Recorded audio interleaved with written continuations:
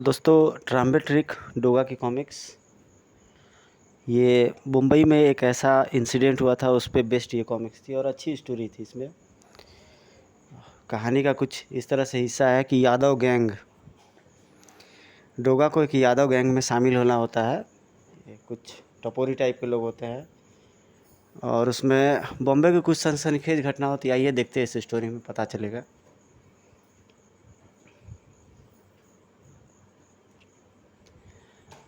टॉम्बे परमाणु बिजली घर भारत को परमाणु युग में ले जाने वाले रिएक्टरों में से एक, जो आज महानगर की बिजली की आवश्यकता को पूरी करने में बड़ा योगदान दे रहा है।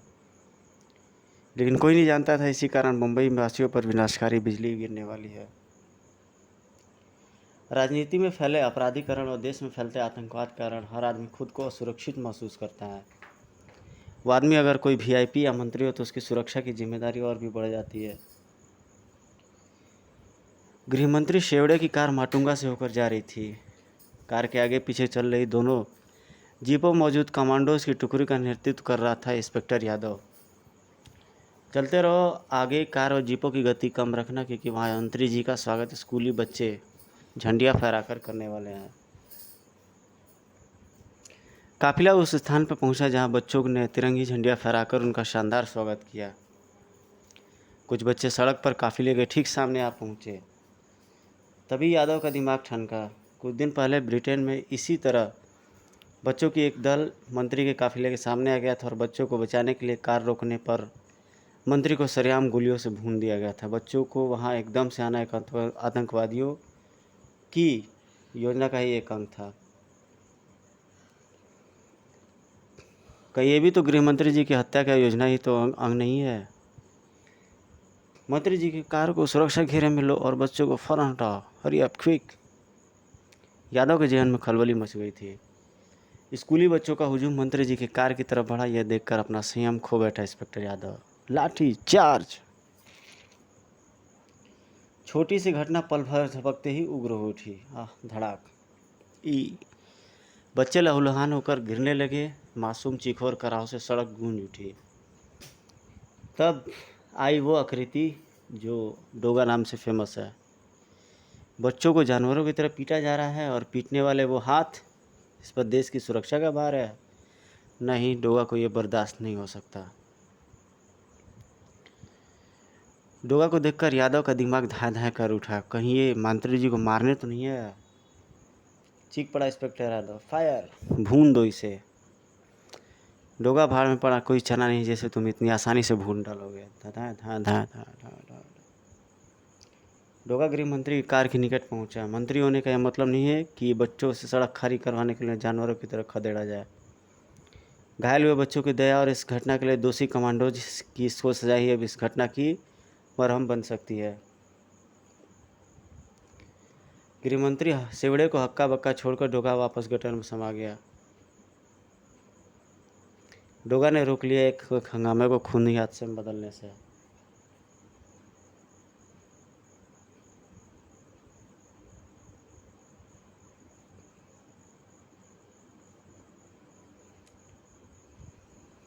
और फिर जो हंगामा है गृहमंत्री के आदेश पर हुआ, वो जल्दी ही रुकने वाला नहीं था। यादव, ये सब तुम्हारी जल्दबाजी और लापरवाही का अंजाम है। तुम पर सख्त कार्रवाई होगी। इसमें हमारी गलती नहीं थी सर, यह सब आपकी सुरक्षा के लिए ज़रूरी था। तुम खुद को इसी वक्त से सस्पेंड और गिरफ्तार समझो।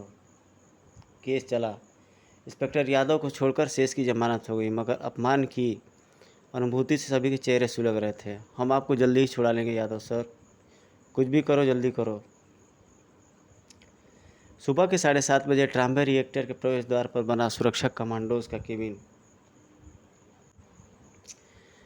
ये रात की ड्यूटी बड़ी कुत्ती होती है, सारा बदन टूट जाता है। 8 बजने में अभी आधा घंटा है। हर नाइट ड्यूटी करने वाले को सुबह उससे चार्ज लेने वाला, मुक्ति देने वाला फरिश्ता नज़र आता है। नए आए ग्रुप कमांडो ने रात्रि ड्यूटी वाले कमांडर से हाथ मिलाया। आपकी नई यूनिट आई है क्या? मुथु वाला ग्रुप कहाँ गया? मुथु ग्रुप हमारी जगह वीआईपी ड्यूटी पर गया और हमें यहाँ भेज दिया गया है। नए ग्रुप के लीडर ने अपने अपने साथियों के परिचय पत्र आगे किए। आप 4 ही आए हैं, बाकी 2 कहाँ हैं? वो टेम्पो से हमारा सामान उतार कर मेस हॉल में रख रहे हैं। अभी आ जाएंगे, बाकी औपचारिकताएं पूरी होते देर नहीं लगेगी। ठीक है भाई साहब। हम है भाई साहब हरियाणा की, हमारी भाषा अक्खड़ है। वीआईपी लोग समझते हैं कि हम उनके साथ वीआईपी बदतमीजी कर रहे हैं। कल सतपाल ने मिनिस्ट्री की लड़की को छोरी कह दिया और हो गया फजीता, हमें हटाकर यहाँ भेज दिया गया। नाइट ड्यूटी वाले कमांडर को जोट की हंसी आ गई। ओहो भाई, छुरी कह दिया भाई, कमाल कर दिया। उफ कितनी गर्मी है। तुझे तो वैसे भी कुछ गर्मी ज़्यादा लगती है किशोरी। मुक्ति पाकर नाइट ड्यूटी वाला दल घर जाकर खाटे तोड़ने के सपने लिए बाहर निकला। मैंने इससे पहले कहीं देखा है, खासकर उस स्टील वाले दांतों को। ट्रेनिंग में तो नहीं थे तुम लोग साथ साथ? नहीं, ठीक से याद नहीं आ रहा है। उस कमांडो का माथा थनक रहा था।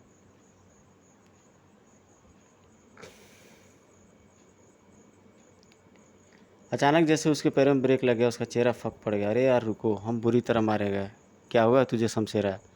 मुझे याद आ गया कि नए कमांडो कौन है। उसने बाकियों को जो बताया, उसने सबके होश उड़ा दिए। वह सुरक्षा कमांडो नहीं, यादव ग्रुप के कमांडोज हैं। पहले एसपीजी में थे, नौकरी से निकाले जाने के बाद सरकार व कानून के दुश्मन बन गए हैं।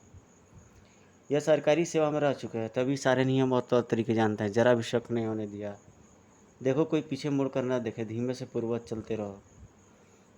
शमशेर, तुझे गलतफहमी तो नहीं हो रही है? नहीं, तब मेरी ड्यूटी भी तो राज्य गृह मंत्री की सुरक्षा में लगी थी। हमारी यूनिटें अलग अलग थी। अब इन्होंने शक्लें बदल रखी है, पर है वही। मैं किसी की सूरत एक बार देख लूँ तो किसी रूप में आ जाए, मैं नहीं उसे भूलता। हम मर गए यार, नौकरी तो गई।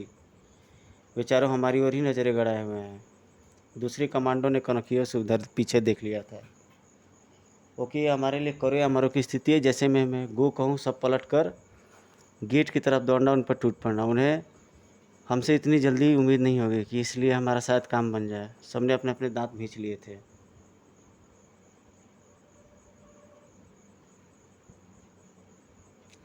उधर नए कमांडो अभी विदय हुए कमांडोज पर गिद्धों की तरह अपनी नज़र गड़ाए हुए थे।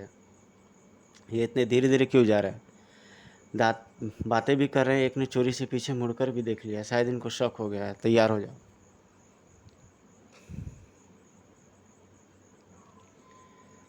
चारों ने अपने अपने ऑटोमेटिक राइफलों के सेफ्टी पिन हटा लिए। Click click क्रिट। तभी नाइट ग्रुप के कमांडर ने सिग्नल दिया, गो। बिजली की फुर्ती से कमांडो पीछे पलटे और सुरक्षा कक्ष की ओर दौड़ पड़े। दौड़ो, पकड़ो, मारो, दबोचो। आतंकवादी स्वागत के लिए तैयार थे। सरकारी मुर्गे कुकड़ू को पॉपकॉर्न की तरह भून रहे हैं। क्यों? बड़ी चालाकी दिखा रहे थे। ही। इन्हें मारना तो लंगड़ी बत्तख को मारने से ज़्यादा आसान है। सुरक्षा कमांडोज को ऐसी निर्ममता की आशा नहीं थी। उफ, मरा हफ। सारी सड़क खून से रंग गई और देखते देखते सुरक्षा कर्मियों के शरीर छलनी होकर बिछ गए। उस नरसंहार ने आतंकवादियों में जैसे शक्ति भर दिए थे। अब वो बड़ी फुर्ती से अपना काम कर रहे थे। सतपाल, रिएक्टर का गेट बंद कर जल्दी। फायरिंग की आवाज़ सुन नाइट ड्यूटी वाले इंजीनियर और वैज्ञानिक गेट की ओर दौड़े आए। ये गोलियाँ कैसे चली? यू राइफल की नली दबाई, लिबलिबी दबाई, ऐसे चली गोली। ओ नो, तर। और किसी से कुछ पूछना है हरामखोरो? हम तुम्हारे गोरखे कमांडो चौकीदार नहीं, हम यादव ग्रुप के कमांडो हैं। यह रिएक्टर हमारे कब्जे में है। जब तक हमारी मांगें नहीं मानी जाती और तुम और यह रिएक्टर हमारे बंधक रहोगे। जैसा हमारा बॉस बोलता है वैसा करना मांगता है, वरना अपने स्टील के दांतों से सबकी सांस की नली खींच लूँगा। इस सूचना के साथ समूची सुरक्षा मशीनरी में हड़कंप मच गया। पलक झपकते ही पुलिस ने रिएक्टर को अपने घेरे में ले लिया, मगर फिलहाल वह कुछ भी कर पाने की कार्यवाही में विवश थी। इसी के साथ ही ट्राम्बे परमाणु रिएक्टर पर जैकी और उसके कमांडोज का पूरा अधिकार हो गया। उन्होंने 2 सीनियर इंजीनियर और 2 वैज्ञानिकों को रिएक्टर चालू रखने का काम सौंप बाकी कर्मचारियों को एक कमरे में बंद कर ताला लगा दिया था। इधर गृहमंत्री का पीए 2 अधेड़ सज्जनों को लेकर भीतर आया। सर, परमाणु ऊर्जा विभाग से डॉक्टर शाह और डॉक्टर कलाम आए हैं और आपसे अर्जेंट मीटिंग करना चाहते हैं। भास्कर, मैं इनसे मीटिंग करता हूँ, इसी बीच तुम पुलिस विभाग और सैनिक अधिकारियों से संपर्क करो। Right sir. डॉक्टर शाह और डॉक्टर कलाम ने गृहमंत्री को विस्फोटक जानकारी दी। सर्वे आतंकवादी रिएक्टर के कंट्रोल रूम में है, जहाँ रिएक्टर को नियंत्रित करने वाले संवेदनशील यंत्र लगे हैं। उनके साथ ही रिएक्टर पूल है, जिनका प्रयोग रेडियो आइसोटोप्स बनाने में होता है। यूरेनियम मेटल प्लांट है। फ्यूल एलिमेंट फैब्रिकेशन प्लांट है, जो कि हमारे दूसरे परमाणु रिएक्टर साइरस और जर्लिना के लिए फ्यूल का उत्पादन करता है। हैवी वाटर रिकंसंट्रेशन प्लांट के अलावा प्लूटोनियम प्लांट है, जहाँ यूरेनियम प्लूटोनियम कार्बाइड को ईंधन के रूप में तैयार किया जाता है। उस ईंधन का रिएक्टर चलाने में प्रयोग होता है। इस रिएक्टर से 1000 मेगावाट की न्यूक्लियर पावर प्लांट बनाने की योजना है। पुलिस या सेना द्वारा बल प्रयोग घातक हो सकता है। अस्त्रों के प्रयोग से यंत्रों को जरा भी क्षति पहुंची तो कुछ भी हो सकता है। पाइप लीक हो सकते हैं, कूलिंग टावर फट सकते हैं और रिएक्टरों की परमाणु प्रक्रिया नियंत्रण से बाहर हो गई तो विस्फोट हो सकता है। परिणाम होगा मुंबई का रेडियो धर्मिता की चपेट में आना, लाखों लोगों की दर्दनाक मौत, तबाही। ओह।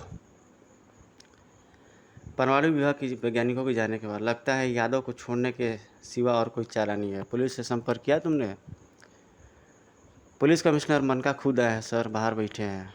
सेवड़े तुरंत बाहर आकर कमिश्नर से मिले। कमिश्नर, यादव की रिहाई का प्रबंध करो। यह संभव नहीं होगा सर। क्यों? जेल की दीवारों ने उसे पागल कर दिया था। कल रात को यादव ने जेल की अपनी कोठरी में आत्महत्या कर ली। उसने जुनूनी हालत में सिर दीवार से टकराकर अपना सर फोड़ लिया है।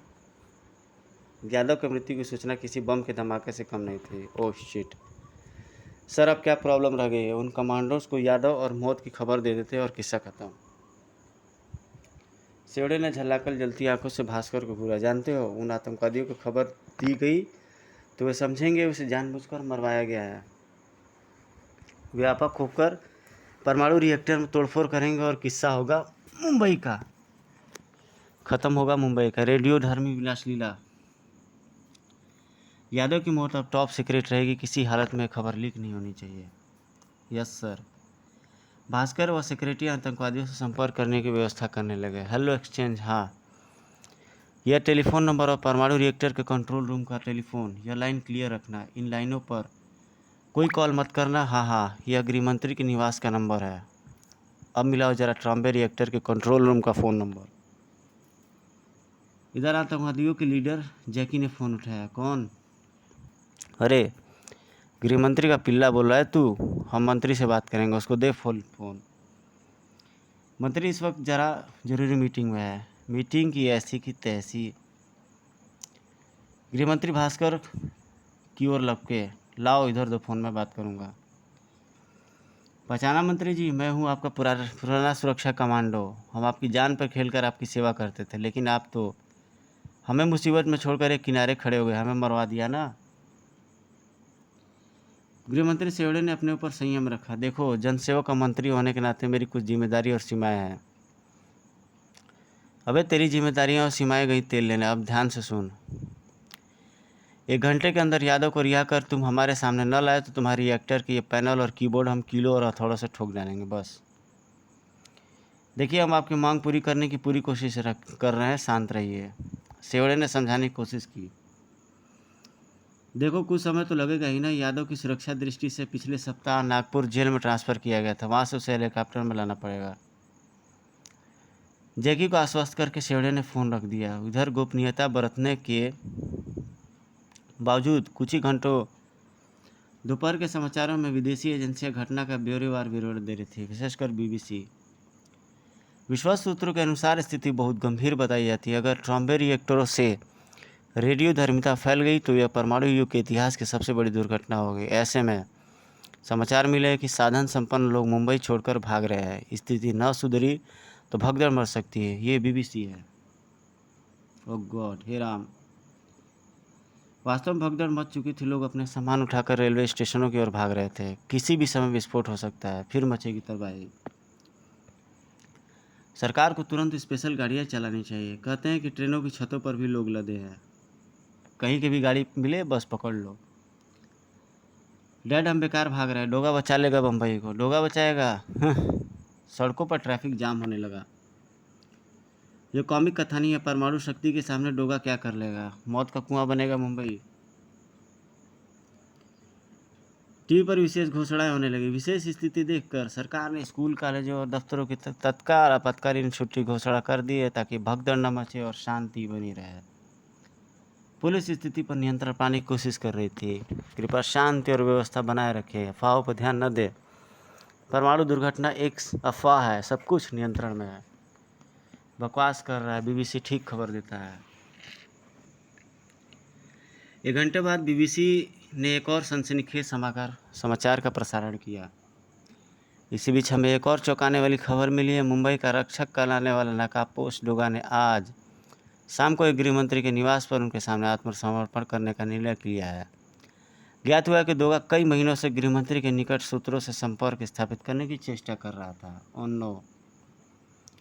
क्या इस संकट की घड़ी में डोगा भी मुंबई वासियों के साथ छोड़ने का फैसला कर लिया? ये नहीं हो सकता। डोगा को आत्मसमर्पण नहीं करना चाहिए। डोगा के आत्मसमर्पण की खबर बिजली की तरह फैली। बीबीसी की खबरें रिएक्टरों में आतंकवादी भी सुन रहे थे। उन्होंने डोगा वाला समाचार भी सुन लिया। जब हम फोर्स में थे तो डोगा की दिलेरी के कायल थे, अब इसका दिमाग खराब हो गया जो आत्मसमर्पण करने लगा है। बहुत बड़ी गलती कर रहा है डोगा, अक्खा पागल हो गया वो। और वो उस पुलिस और सरकार पर भरोसा कर रहा है जो कभी किसी की नहीं हुई। वो हमारी तरह धोखा खाएगा, मेरी बात नोट कर लो। सरकार में संतरी से लेकर मंत्री तक सब धोखेबाज हैं। सतपाल ने सच कहा था, क्योंकि उसी समय कमिश्नर मनका फ़ोन पर गृहमंत्री से बात कर रहा था। हम गृहमंत्री शेवड़े बोल रहे हैं। कमिश्नर सर, आप आदेश दीजिए सर। डोगा शाम 6 बजे आत्मसमर्पण करने जा रहा है। उसे वहाँ पहुँचते ही गोली से उड़ा दो। जिस वक्त वो मुझे अपनी बंदूक मुझे सौंप रहा हो, उस पर इल्ज़ाम मेरी हत्या का कोशिश का लगना चाहिए।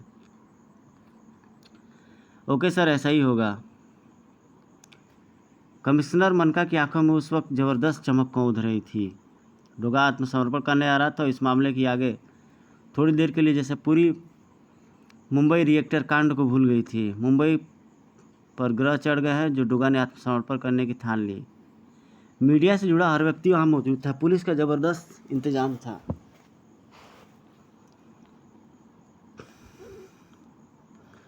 ठीक 5:55 पर गृहमंत्री शेवड़े आए।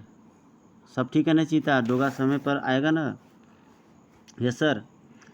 मेरी उससे बात हो चुकी है अच्छी तरह से। कीमत की वो समय की वो कीमत जानता है। वो देखिए आ गया डोगा। उसी क्षण से जैसे सबकी सांसें रुक गई थी। गूंज रही थी सिर्फ डोगा के कदमों की आवाज़ें। ठक ठक ठक ठक ठक ठक ठक ठक ठक ठक। डोगा कदम मंच की सीढ़ियों पर पहुंच चुके थे और इधर कमिश्नर का हाथ अपने होल्स्टर पर टंगे रिवॉल्वर पर। मंच पर पहुंचकर डोगा ने अपनी गन उतारकर गृहमंत्री के हाथों में सौंप दी। डोगा आ गया सर। डोगा अपने आप को कानून के हवाले करता है, क्योंकि डोगा समझ गया है कि जब तक इंसान रहेगा ये दुनिया अपराध से खाली नहीं हो सकती। मैं 10 जन्म लेकर के भी आ जाऊं तो भी अपराध से बने कुएं को खाली नहीं करा सकता। और जब मैं ऐसा नहीं कर सकता तो मेरा डोगा बने रहना किस काम का है। थाम लीजिए डोगा के अस्त्र। गृहमंत्री जी, कर दीजिए आज डोगा को आज़ाद। उसी पर कमिश्नर मनका का हाथ सीधा हुआ। मैं तुझे आज़ाद करने के लिए ही खड़ा हूँ डोगा। था डोगा उछलकर पीछे जा गिरा। डोगा चीता की जिसमें जैसे बिजलियाँ दौड़ गई। कमिश्नर हत्यारे, शरण में आए इंसान पर गोली चला दी तुमने। ओह फायर! डोगा को गोली से उड़ा दो, वह गृहमंत्री जी की हत्या करने आया है। चीख उठा डोगा। डोगा भागो, ये धोखा है। तर तर तर तर तर तर तर तर। न जाने कब डोगा के हाथ से उछला वो स्मोक बन हल्दी चाचा के जबात शिष्य के जिसमें जैसे उस वक्त बिजली सी भर गई थी। उस वक्त बिजली का पीछा करने में निश्चित रूप से गोलियों की भी सांसें फूल गई होंगी। डोगा जैसे आया था वैसे ही गायब होगा। इधर न सिर्फ चीता बल्कि गृहमंत्री शेवड़े की आंखें भी मरकरी बल्बों की तरह चमक रही थी। और सिर्फ ये मीडिया का ही चमत्कार था। सिर्फ 10 मिनट के अंदर अंदर डोगा के असफल हो गए आत्मसमर्पण की खबर पूरे मुंबई में फैल गई। डोगा धोखे का शिकार, डोगा का आत्मसमर्पण विफल, पुलिस ने उस पर गोलियां चलाई। जैकी ट्रांजिस्टर पर डोगा के साथ किए गए विश्वासघात का समाचार सुनकर उछल पड़ा। पुलिस वालों ने डोगा का धोखा दे दिया। वैसा ही हुआ जैसा मैंने कहा। बच गया और डोगा भाग गया। कहाँ तक भागेगा? कहाँ तक भागेगा? चारों ओर पुलिस वाले चप्पे चप्पे पर फैल चुके होंगे। आज नहीं छोड़ेंगे वह डोगा को। कहाँ जाकर वह जान बचाएगा? तभी एक आवाज़ सुनकर चारों ऐसे उछले जैसे उन्होंने किसी ने चाबुक मारा हो। डोगा ट्राम्बे रिएक्टर में जाकर जान बचाएगा, जो उसी की तरह सरकार की दगाबाजी के शिकार लोगों के कब्जे में है। कौन? सामने आ। तू? डोगा यहाँ कैसे आया? मैं चिमनी के रास्ते उतर कर यहाँ आया हूँ। वो तो तेरा काला मुंह देखकर ही मैं समझ गया था। मेरे कहने का मतलब है कि तू यहाँ आकर अपनी मौत के जबड़े में फंस गया है। मेरे दांत लोहे की सलाखों को चट चट कर देते हैं, तुझे भी काट डालूंगा। मौत तो मुझे बीसीओ पुलिस वालों के हाथों में हथियार होने के बावजूद भी नहीं मार पाई प्यारो। तो फिर तुम मुझे मार कर अपना भारी भरकम नुकसान करोगे, वो कैसे भला? ऐसे ब्लैकमेल के मामलों में एक विश्वस्त बिचौलिया होना जरूरी है, जो तुम्हारे पास नहीं है। बिचौलिया ही तो नज़र रखता है दोनों ओर से शर्तें पूरी हो रही है या नहीं। मेरे पास है ऐसा बिचौलिया, चीता भरपूर इंस्पेक्टर। अगर बिचौलिया होता तो अब तक तुम्हें बता दिया होता कि तुम्हारा सरदार यादव को लेने गए हेलीकॉप्टर का एक्सीडेंट हो गया है। क्या? जैकी टेलीफोन पर झपटा और वो पागलों की तरह चीखने लगा। सुअर के बच्चों, हेलीकॉप्टर दुर्घटनाग्रस्त हो गया और तुमने हमें बताया नहीं। तेरी तो सर शांत हो जाइए, हमने उसकी जगह एयरफोर्स का विशेष विमान भेजा है। चीता ने तो मुझे खबर दी थी और उसी ने मेरे आत्मसमर्पण का प्रबंध किया था, मगर पुलिस वालों ने मुझ पर गोली चला दी। मैं बुलेट प्रूफ के कारण बच गया। डोगा के साथ धोखेबाजी उन्हें महंगी पड़ेगी। तुम कहो तो मैं चीता से बात करूं? रुपए और यादव को तुम संभालना, मुझे कमिश्नर चाहिए जिसने मुझ पर गोली चलाई है। लेकिन तुम अपराध के दुश्मन हो, हम तुम्हारी बात पर विश्वास एक ही सूरत में कर सकते हैं। तुम्हें अपनी सूरत हमें दिखानी होगी। जैकपॉट मारा है तुमने जैकी बॉस। अब अगर इसने अपनी शक्ल न दिखाई तो मैं अपनी स्टील के दांतों से इसकी हड्डियों को बड़े आराम से काट डालूंगा। जबड़े कस गए थे डोगा के। मुझे मंजूर है, अपने आदमियों के अलावा रिएक्टर के आदमियों की शक्लें दीवार की तरफ घुमा दे। चलो बे, सुनी नहीं तुमने डोगा की बात? थोबड़े दीवार की तरफ घुमाओ, वरना मेरे जिस्म की गर्मी दिमाग पर चढ़ गई तो भून के रख दूंगा सबको।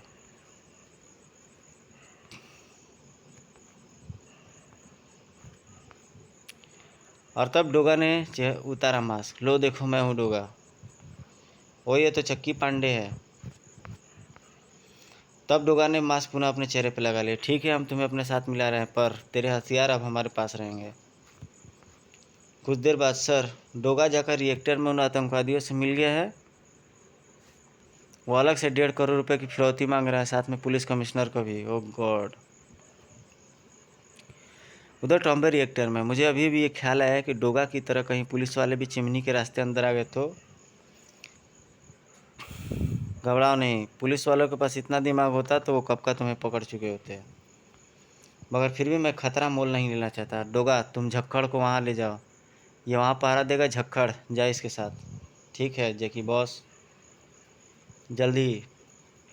वो रहा चिमनी, उस पर लगी सीढ़ी के जरिए मैं ऊपर पहुंचा था, और ये उस चिमनी का हिस्सा जहां से मैं अंदर आया हूँ। रिएक्टर पर हमारे कब्जे के बाद ये फर्नेस ठंडा था, इसलिए तुम्हें अंदर आने में परेशानी हुई।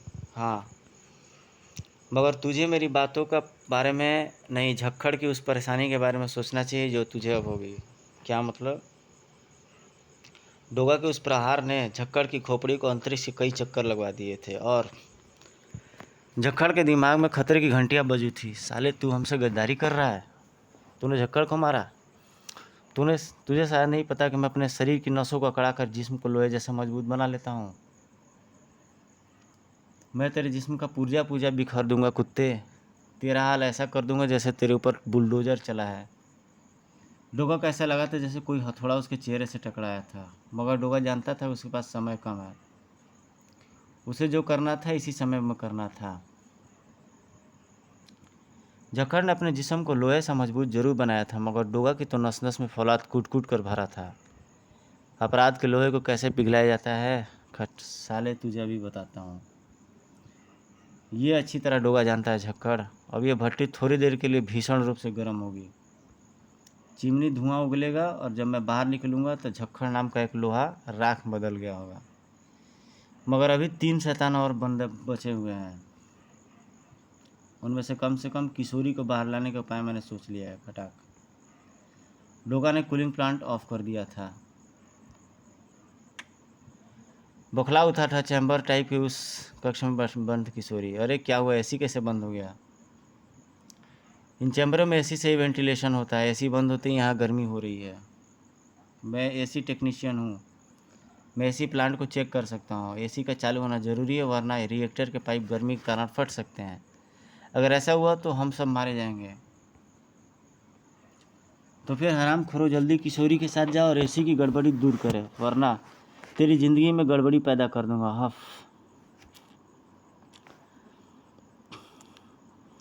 जल्दी किशोरी एसी टेक्नीशियन के साथ कूलिंग टावर के निकट पहुंचा था। एग्जॉस्ट बंद है, इसका मतलब किसी ने जानबूझकर पावर कट की है, मगर किसने?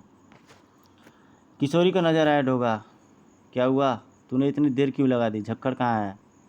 और तू यहाँ खड़ा किसकी अम्मा का इंतज़ार कर रहा है? तुझे सारे तेरी अम्मा याद दिलाने के लिए खड़ा हूँ। ओ तुम धोखा अक। सारे चोर घर के कुत्ते को देखते ही उस घर में चोरी करने का इरादा बदल देते हैं, मगर अफसोस कि तुम मुझे यहाँ देखकर भी डटे रहे। तब तक एसी टेक्नीशियन प्लांट फिर से चालू कर चुका था, जबकि डोगा किशोरी को दिखा चुका था उसकी मौत का रास्ता। किशोरी, तूने यह सोचा भी नहीं होगा कि डोगा काट लेगा तो कितना दर्द होगा। एग्जॉस्ट फैन की तेजी से घूमती विशाल पंखड़ियाँ किसी का दोस्त नहीं हो सकती थी। किशोरी का जिस्म कई टुकड़ों में उछलता चला गया। ध्यान रखूंगा, लेकिन अब तुम फ़ौरन वहाँ जाओ और जैसा मैं कहता हूँ वैसा कहो। जबड़े पीछे डोगा एसी टेक्नीशियन की तरफ पलटा। मैं उन आतंकवादियों का साथ नहीं देना है, मैं उन्हें एक एक करके ख़त्म कर दूंगा। मगर डोगा, एसी प्लांट को दोबारा बंद न करना, वरना उष्मा से रिएक्टर फट गया तो मुंबई भयानक खतरे में घिर जाएगी। डोगा की एक एक बात को एसी टेक्नीशियन अच्छी तरह से समझता चला गया। धाड़ धाड़ कर बजते हृदय के साथ एसी टेक्नीशियन जैकी के सामने पहुंचा। इतनी देर क्यों लगा दी? किशोरी कहाँ है? वो डोगा और झक्खड़ की मदद कर रहा है। डोगा ने सतपाल को बुलाया। वहाँ पर चिमनी वाले रास्ते पर लोहे की जाली लगाकर वो रास्ता ही बंद करना चाहते हैं, और उतने बड़े साइज के लोहे को जाली सतपाल ही अपने दांतों से काट सकता है। हाँ, उसे तो मेरे दांत फ़ौरन काट लेंगे। सतपाल, जल्दी जाओ और जाते ही किशोरी को यहाँ भेज दियो। अभी भेजता हूँ। इसी पल की प्रतीक्षा कर रहा था सतपाल। अब तू साबुन वाले पानी में फिसल कर गिरेगा, जिसे मैं फर्श पर उड़ेल रहा हूँ। सर्राट। सतपाल चिकने फर्श पर रपटता हुआ सामने वाली दीवार से टकराया। धड़ाक। पूरी बम्बई को थरथरा कर रख दिया था तुम्हारी एक हरकत ने। अब तुम महसूस करोगे मौत की उस थरथराहट को। और अब मेरे बूट की यह शक्तिशाली ठोकर तेरे चेहरे का भूगोल बदल देगी सतपाल। धड़। इससे पहले कि डोगा घोड़ा दबा देता, खूंखार हो चुके सतपाल ने गन की नाल को ही चबा लिया। डोगा, ऐसे ही अब तुझे भी काट डालूंगा। डोगा ने भी पूरी बेरहमी के साथ कुंदे का वार सतपाल की खोपड़ी पिया। भाट आई। सतपाल की खोपड़ी तरबूज की तरफ फट गई। और तब जैकी मैं आ गया। तू कहाँ रह गया था डोगा? चीता कब से तुझसे बात करना चाहता है। किशोरी, झक्कड़ और सतपाल कहाँ है? चिमनी बंद हो गई कि नहीं? बताता हूँ, पहले मैं चीता से बात कर लूँ। हेलो, मैं डोगा बोल रहा हूँ। ऑपरेशन ट्राम्बे ट्रिक पूरा होने वाला है चीता। 3 मारे जा चुके हैं, चौथा अपनी मौत के बहुत पास खड़ा है। उसकी चीखें सुनना चाहते हो तो लाइन होल्ड पर रखो। तड़ाक। एक एक चीख इतनी ज़बरदस्त होगी तुम्हें फ़ोन पर भी साफ साफ सुनाई देगी। डोगा, तूने मेरे साथ धोखा किया डोगा। अब देख मैं कैसे रिएक्टर की धज्जियाँ उड़ाता हूँ। गृहमंत्री सेवड़े और चीता के साथ मिलकर अपने आत्मसमर्पण से लेकर यहाँ पहुँचने तक का इतना लंबा प्लान मुझे इसलिए बनाना पड़ा जैकी, ताकि मैं यहाँ आकर किसी की गोलीबारी के हंगामे के बिना तुम चारों को ख़त्म कर डालूँ। क्योंकि यहाँ चली गई एक भी बेतरतीबी गोली पूरे मुंबई को विध्वंस की आग में झोंक सकती है। कड़ाक। ले देख जैकी, तेरी गन मैंने तोड़ डाली और एक एक कर ख़त्म हो चुके हैं तेरे सभी साथी भी। धाड़। अब तेरी बारी है जैकी। ठाक। मैं सबको तेरा भेद बता दूंगा कि फिल्म स्टार चक्की पांडे ही ढोगा है। तू कितना पागल है जैकी। मैंने दरअसल डोगा का मास्क हटाकर भी तुझे असली सूरत नहीं दिखाई थी। मेरा असली सूरत तो चक्की पांडे के मास्क के नीचे वाली थी। मेरे सारे हथियार तुम लोगों ने ले लिए थे, लेकिन वहाँ डाक का लिफाफा काटने वाला ऑफिस नाइफ अगर किसी नाजुक जगह पर मारा जाए तो ये भी किसी की जान ले सकता है। खच आ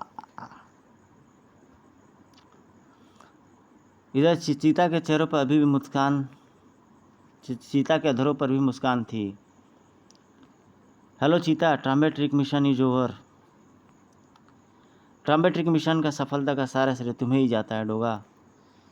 नहीं, सारा श्रेय तुम्हें वह ईमानदार मंत्री शेवड़े को जाता है जिसकी मदद से हमें सफलता मिली है। तो दोस्तों, ये वीडियो आपको कैसी लगी कमेंट करके ज़रूर बताइएगा। सनसनीखेज और तूफ़ानी ये सरसराती हुई एक्शन पैक्ड कॉमिक्स थी।